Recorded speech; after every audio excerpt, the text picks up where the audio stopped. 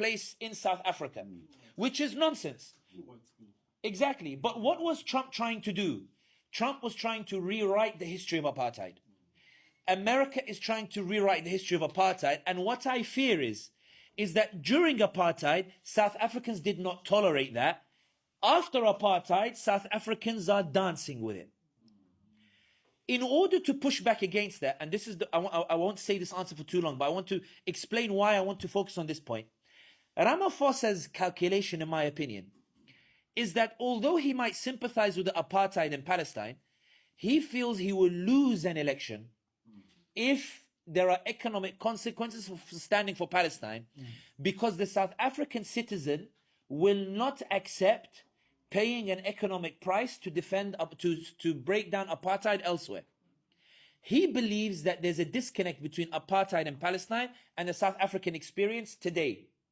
But if you're able to tie those two together today and tie in the South African economic difficulties they're having now and the pressure internationally to the South African today, then Ramaphosa's calculation, or even the parties running, I know we have some parliamentarians here, the South African parties that end up running are now able to draw on the apartheid history, not as a historical memory, but to say, let's finish the job here in South Africa and in Palestine.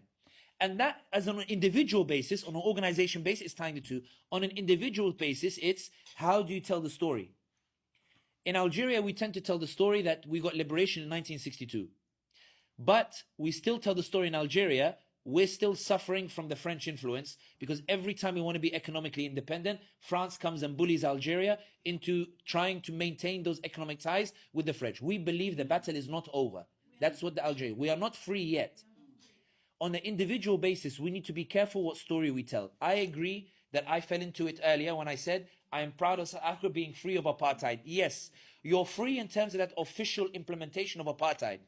But the interaction of America and the South Africa demonstrates apartheid is not finished yet. And I'm going to give it just a darker. I know I'm on record, this is going to get me in trouble, but it is what it is. There's a friend who jokes, he says, Semi speaks like he'll never be invited again. But in any case, the lack of support from neighboring African states to say we as Africans, and I'm from North Africa, and I did the ancestry DNA test. My ancestry is actually Togo and West Africa, just so you know. I am a mix of Arab and West Africa and Togo and the like. I am as African as they come. The tragedy is that, you guys all know the stories in apartheid, how that not everybody fought apartheid. There were those amongst our own clans and tribes and the like who would say to those fighting apartheid, what the hell are you doing?